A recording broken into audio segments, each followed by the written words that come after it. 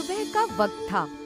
बिरजू अपने घर से बाहर निकल ही रहा था कि तभी उसकी बीवी अनीता उससे बोली, अजी सुनते हो, शाम को जब घर आना तो थोड़ा सा राशन खरीद कर ले आना। अनीता, तुम जानती हो कि इस वक्त मेरी जेब में पैसा नहीं है। हाँ हाँ, मैं घर के हालात समझती हूँ जी, लेकिन चमकी सिर्फ 10 साल की है। वो तो इन हालातों का मतलब भी नहीं समझती। कल रात भी मेरी बच्ची भूखी ही सोई थी। ठीक है अनीता, मैं कोशिश करूंगा कि जमींदार से कुछ पैसे एडवांस में ले लूं।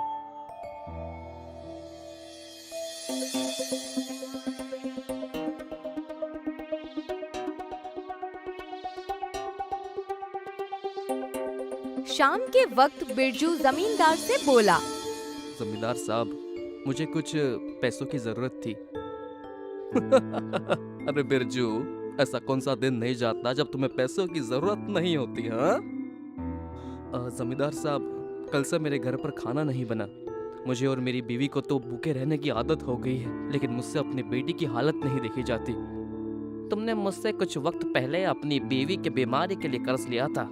तुम्हारी बीवी तो ठीक हो गई, लेकिन तुम मुझे वो कर्ज नहीं चुका पाए। लेकिन इसके बदले मैंने अपना खेत तो आपको गिरवी रख के दिया था ना। शायद आप नहीं जानते कि एक किसान का खेत, उसके लिए उसकी जिंदगी होती है।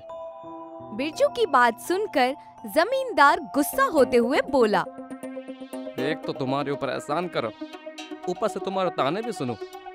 नहीं, मैं दो काम एक साथ नहीं कर सकता।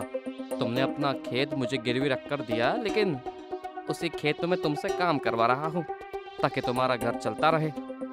लेकिन अब बस बहुत हुआ। तो क्या मतलब यही कि तुम्हारे मुताबिक एक किसान के लिए उसका खेत ही उसकी जिंदगी होती है। मैं तुम्हारा खेत तुम्हें वापस दे रहा हूँ। जमींदार की बात सुनकर बिरजू खुश हो गया, मगर उसकी ये खुशी कुछ ही पल में गायब हो गई। गांव के आखिरी छोर पर जो मेरी जमीन पड़ी है ना, आज से वो तुम्हारी। जाओ, जाकर उसमें अनाज उगाओ, फल उगाओ, सब्जियां उगाओ, मगर इस वक्त यहाँ से रफा दफा हो जाओ।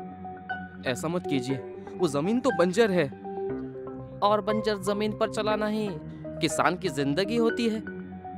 बिरजू ने जमींदार से बहुत मिन्नतें की, लेकिन जमींदार का दिल नहीं पिघला। बिरजू चुपचाप अपने घर चला आया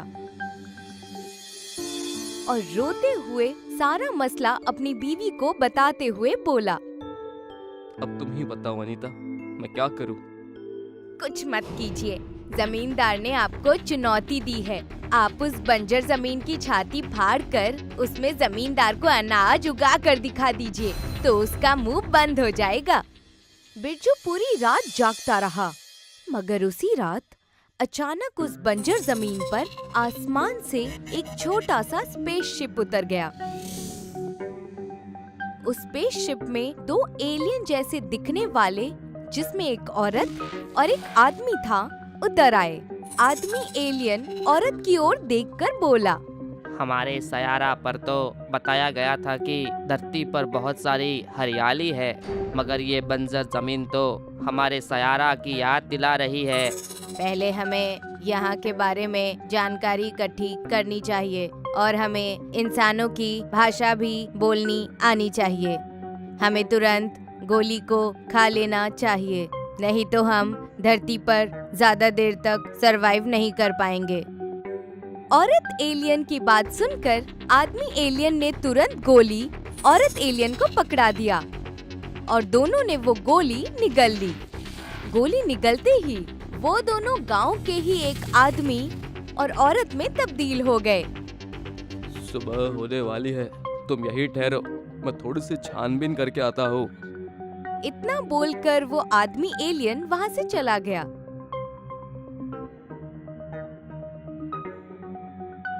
और गांव और इंसानों के बारे में जानकारी इकट्ठी करने लगा। बहुत देर के बाद उस आदमी को बहुत तेज भूख लगने लगी। पता नहीं मुझे इतनी भूख क्यों लग रही है, शायद इस धरती के एटमॉस्फेयर का असर है। इतना बोलकर वो खाने पीने के सामान को देखने लगा। तभी उसकी नजर एक समोसे की दुकान पर पड़ी। इससे तो बहुत अच्छी महक आ रही है। जरूर ये खाने में भी बहुत लजीजदार होगा और कुछ नया भी दिखता है। आदमी एलियन सीधा समोसे की दुकान पर चला गया। ये क्या है? बेवकूफ हो गए हो क्या? अरे समोसा है भाईजान। देखने में तो बेहद ही खूबसूरत है, खाने में भी लजीज ही होगा। अरे भाईजान, खरीदना है तो खरीदो वरना काम करो। दुकानदारी का टाइम है भाईजान। हाँ हाँ, मुझे खाना है। दुकानदार ने उसे 4 समोसे पकड़ा दिए। 4 समोसे खाकर वो आदमी एलियन खुश होता हुआ अपने आप से बोला, अरे वाह, मजा आ गया। 4 समोसे और पैक कर दो भाई। दुकानदार से 4 समोसे पैक करवाकर एलियन वहाँ से जाने लगा। अरे कहाँ जा रहे हो जनाब? पैसे कौन देगा? पैसे? कैसे पैसे? ये क्या होते हैं? सीधी तरह से पैसे दे। 4 समोसे खाए हैं और 4 पैक भी कराए हैं। तभी वहाँ पर गांव का मुखिया आ गया। ये क्या बदतमीजी है? देखिए ना मुखिया जी, ये पूरे 4 समोसे खा गया और 4 समोसे पैक भी कराए हैं और अब पैसे नहीं दे रहा। मुखिया उस एलियन की ओर बहुत गौर से देखने लगा, जो कि इंसानों की शक्ल में था। अरे जनाब, ये इस गांव का तो नहीं लगता। हो सकता है इस गरीब के पास पैसे ना हो। क्या नाम है तुम्हारा? अगर मैं इन्हें अपना नाम बताऊंगा, इन्हें तो फिर शक हो जाएगा। मुझे इन्हें धरती का ही नाम बताना चाहिए। मेरा नाम रामू है, मैं दूसरे इलाके से आया हूँ। हाँ हाँ, वो तो तुम्हारी शक्ल ही बता रही है। चलो मेरे साथ। मुखिया एलियन को अपने घर ले आया।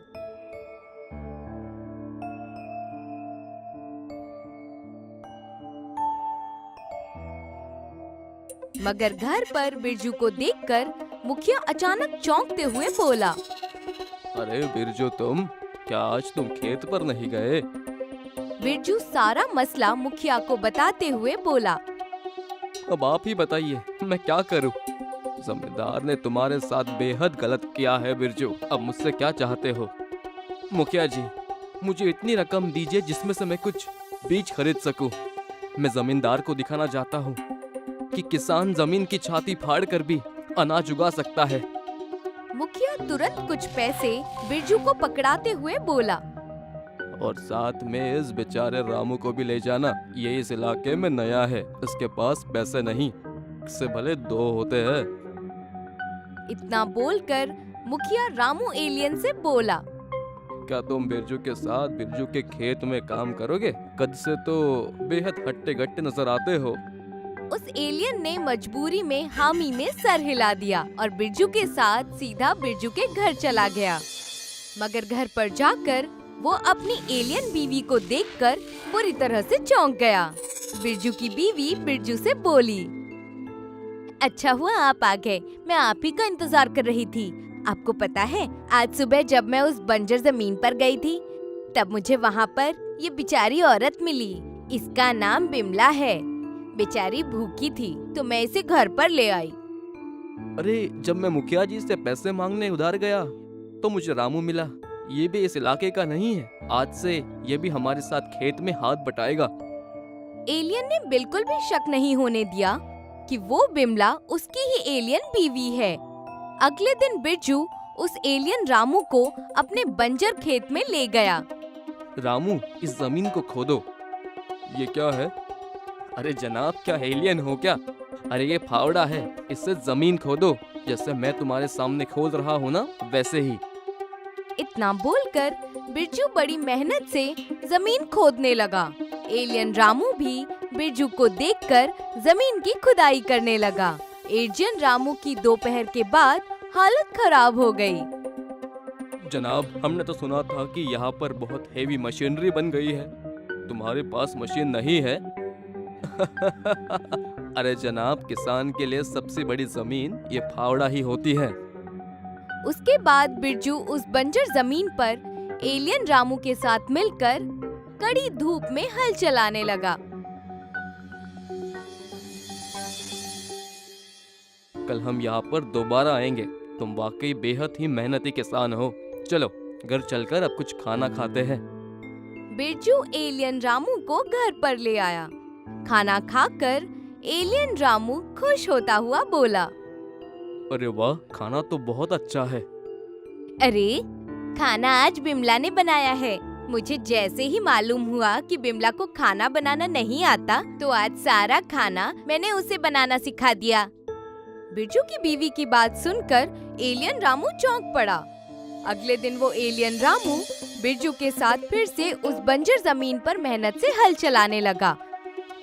कुछ दिन बाद उन दोनों की मेहनत रंग लाई। कुछ ही महीनों में वहाँ पर अनाज की फसल लहलहाने लगी। ये देखकर बिरजू बहुत ज्यादा खुश हुआ और एलियन रामू की ओर देखकर बोला, कैसा लग रहा है तुम्हें? आज मुझे जो खुशी महसूस हुई है, मैं उसे बयां नहीं कर सकता। चलो घर चलते हैं। एलियन रामू बिरजू के साथ घर चला गया। एलियन रामू और उसकी बीवी को बिरजू और उसके परिवार के साथ रहते हुए काफी वक्त हो चुका था। एलियन रामू और उसकी बीवी भूल चुके थे कि वो इस धरती के नहीं बल्कि एलियन थे। एक रात एलियन रामू अपनी बीवी से बोला, हमें अब वापस जाना चाहिए। तुम बिल्कुल सही कह रहे हो। इन इंसानों के साथ में रहकर मैं भूल ही गया कि मैं एक एलियन हूँ और मैं पूरी तरह से किसान बनकर रह गया। लेकिन मुझे धरती पर आकर बहुत कुछ सीखने को भी मिला।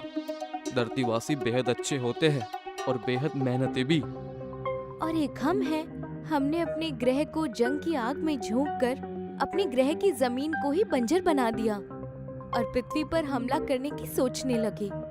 और बेचारे इन पृथ्वी वासियों ने हमें ये सिखाया कि बंजर जमीन पर अनाज कैसे उगाया जाता है, बंजर जमीन को हरा भरा कैसे बनाया जाता है। चलो अब बताने का वक्त आ गया है कि हम दोनों कौन हैं।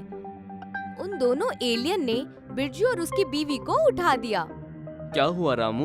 मैं आपको कुछ दिखाना चाहता हूँ, आइए मेरे साथ। एलियन रामू और उसकी बीवी उन दोनों मियाँ बीवी को खेत में ले आए और अचानक रामू और उसकी बीवी बिमला के चेहरे एलियन में तब्दील हो गए।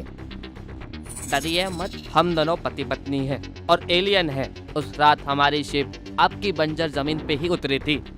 वैसे तो हम धरती पर हमला करने की नियत से आए थे, लेकिन आपने एक एलियन को किसान बना दिया। अब हम भी हमारे सयारा पर जाकर किसानी करेंगे। आपने हमारी बेहद मदद की है और हम इसे कभी नहीं भूलेंगे। उस एलियन ने इतना कहा ही था कि तभी एक शिप बिरजू और उसकी बीवी को नजर आने लगा। एलियन उस शिप से बहुत सारे हीरे निकाल कर ले आया और रामू के सामने रख दिया। ये हीरे हमारे प्लैनेट के लिए किसी पत्थर के टुकड़े के समान है, लेकिन आपकी धरती पर इसकी बेहद ज्यादा कीमत है। इसके बदले में मैं आपसे किसान के मेहनत का हुनर ले जा रहा हूँ, जो हीरो से कई ज्यादा कीमती है। इतना बोलकर वो एलियन और उसकी बीवी शिप में बैठ गए और शिप बिजली की रफ्तार से गायब हो गया।